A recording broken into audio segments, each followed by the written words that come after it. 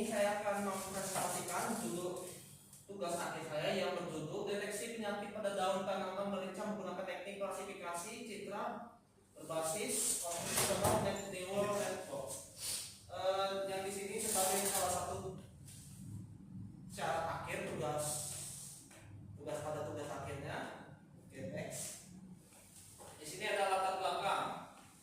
Tanaman merica adalah komoditas pertanian strategis di Indonesia, namun produktivitasnya seringkali terganggu oleh penyakit daun seperti bercak jamur dan infeksi bakteri. Deteksi dini juga sangat krusial untuk mencegah kerugian signifikan. Metode identifikasi penyakit secara manual yang masih umum dilakukan sangat tergantung pada keahlian individu dan rentan terhadap kesalahan, memperlambat respons dan penanganan. CNN sebagai solusi otomatis untuk deteksi cepat. Merespon tantangan ini, teknologi maju seperti convolutional neural networks menawarkan pendekatan yang revolusioner. CNN juga mampu menganalisis fitur visual seperti citra dan dari database daun merica itu, dan seperti juga ada perubahan warnanya, tekstur dan pola tertentu dengan presisi tinggi tanpa intervensi manusia. Pemanfaatan CNN bertujuan untuk menciptakan sistem deteksi penyakit yang lebih cepat, akurat dan juga konsisten, mendukung petani dalam menjaga kualitas dan kuantitas hasil panen. Rumusan masalah. Di sini ada pun tujuan-tujuan spesifik yang ingin dicapai. Yang pertama adalah membangun model klasifikasi citra, yang mana kita melakukan pengoleksian dataset, kemudian pre-processing citra atau pre-processing dataset dari daun-daun merica tersebut, kemudian merancang arsitektur CNN yang efisien atau membangun model CNN yang optimal ataupun efisien, kemudian mengukur performa model atau melakukan evaluasi terhadap model CNN sudah dibuat. Next, rangka pemikiran. Di sini kita melakukan pengumpulan dataset, kemudian kita melakukan pre-processing data, yang dimana ada teknik resize, augmentasi dan normalisasi untuk memperjelas variasi data serta menstandarisasi kualitas datasetnya. Kemudian ada pelatihan model CNN yang dimana kita membagi 70% untuk data training dan 30% untuk data testing agar model CNN untuk mempelajari pola penyakit secara otomatis.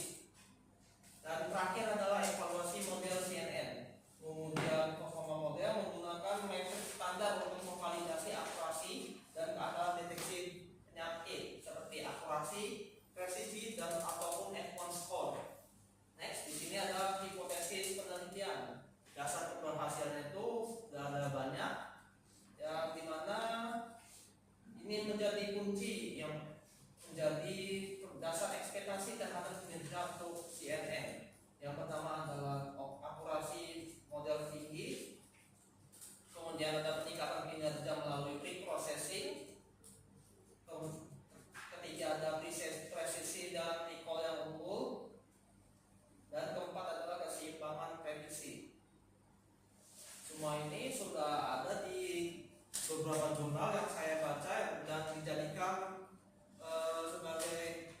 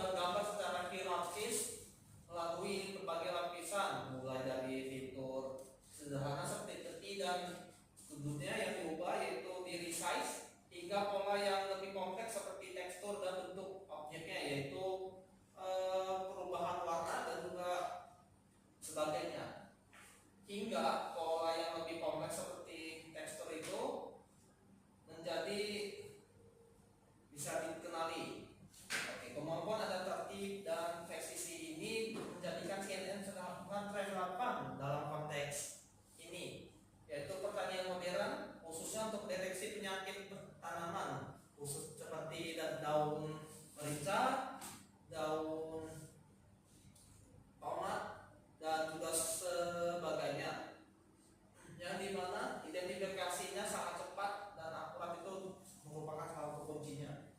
Next, di sini ada datasetnya. Dataset yang digunakan ini saya ambil dari website Plant Village, yang dimana banyak gambar daun merica sehat yang terinfeksi penyakit juga ada.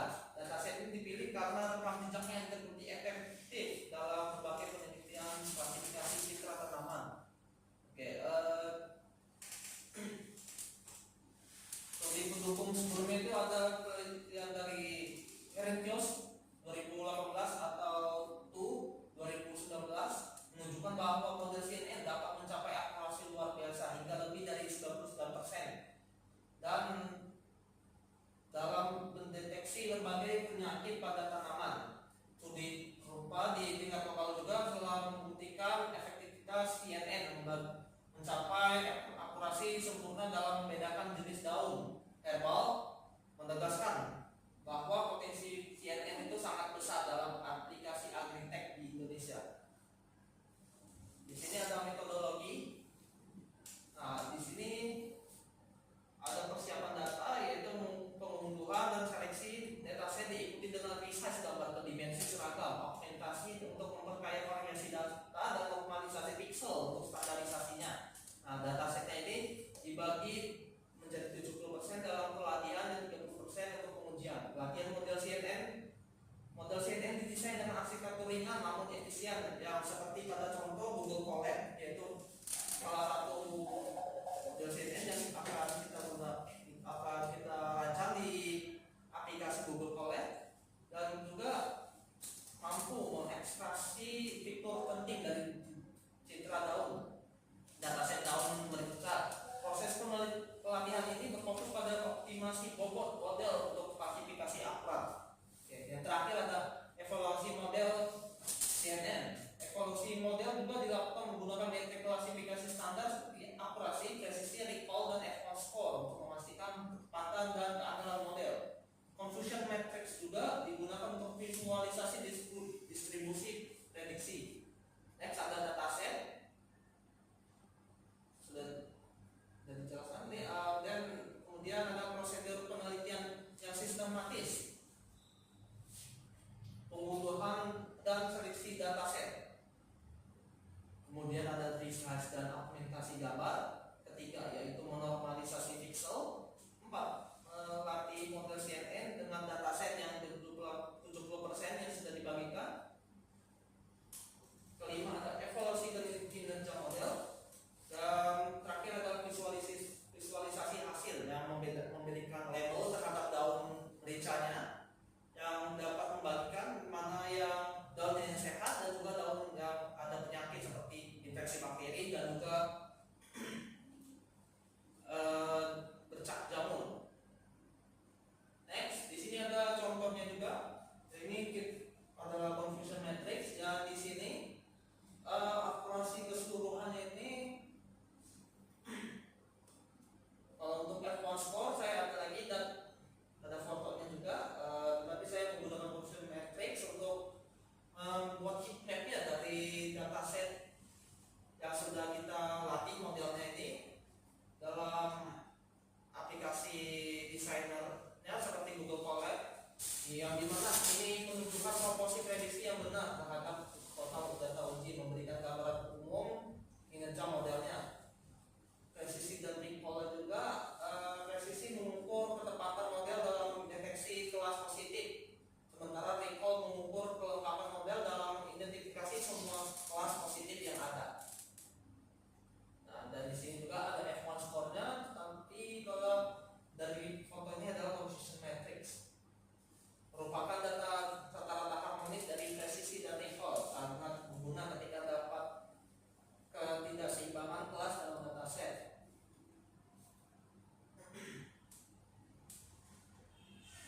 Kontribusi signifikan. Kontribusi ilmiahnya, penelitian ini merancang dan mengembangkan deteksi penyakit pada tanaman merica, mengisi celah penelitian yang ada dan memberikan landasan bagi studi lanjutan di bidang agri-teknologi. Kemudian kontribusi praktis menghasilkan prototipe sistem deteksi penyakit yang adaptif, kemudian dapat diimplementasikan juga pada platform desktop maupun mobile. Ini juga memberikan solusi fleksibel bagi petani yang aksesibilitasnya lebih luas di lapangan. Kontribusi sosial dengan memungkinkan deteksi penyakit lebih dini, sistem ini berpotensi besar untuk membantu petani dalam mengambil tindakan pencegahan dan penanganan yang cepat, sehingga meningkatkan produktivitas panen dan mengurangi kerugian ekonomi. Dan terakhir ada kontribusi edukasi, menyediakan materi dan studi kasus mengenai penerapan CNN dalam konteks pertanian cerdas. Ini dapat dijadikan referensi bagi akademisi dan praktisi untuk memahami dan mengembangkan aplikasi AI di sektor agrikultur.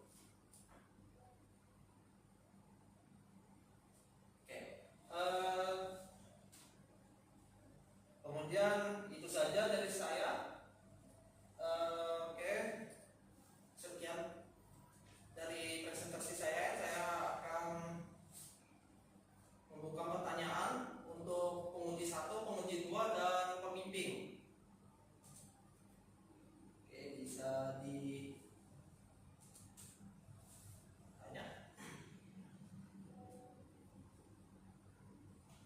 Aji, saya selaku pembimbing ingin bertanya.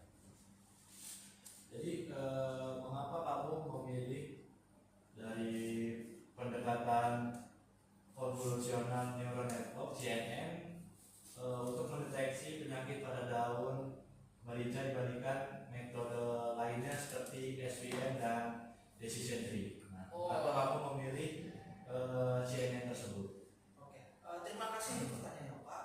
Saya memilih CNN karena CNN atau convolutional neural network ini secara khusus dirancang untuk tugas pengolahan database, yaitu dalam konteks ini yaitu dataset daun merica. CNN juga mampu secara otomatis mengekstraksi fitur visual dari gambar seperti tekstur, cat, dan dapat menyimpulkan ekstraksi fitur manual seperti pada SVM ataupun decision tree, yang dimana selain itu CNN memiliki kemampuan mengeneralisasikan yang lebih baik terhadap variasi bentuk daun, dan telah terbukti efektif dalam studi terhadap daunnya yang dijelaskan pada saya tadi, yaitu pada 2019 ataupun Celsius 2018, dengan akurasinya itu mencapai lebih dari 99% untuk klasifikasi dalam daun tanaman.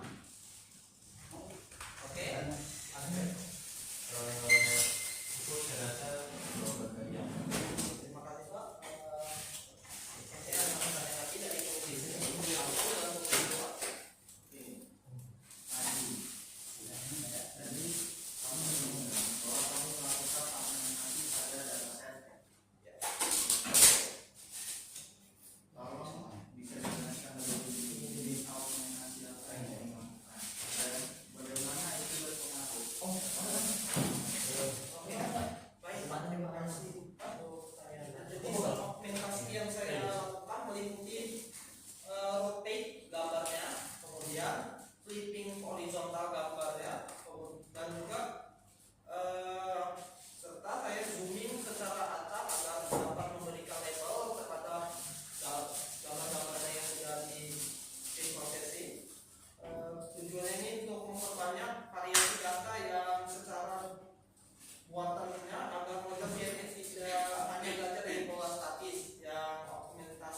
Membantu meningkatkan kemampuan generalisasi model terhadap gambar baru yang belum pernah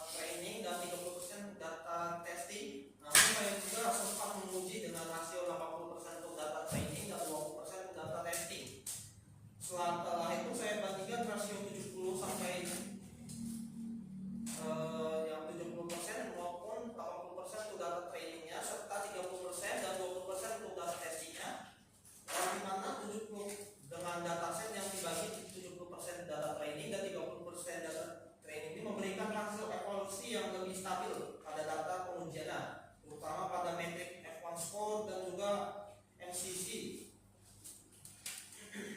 serta tanpa menurunkan akurasi secara signifikannya.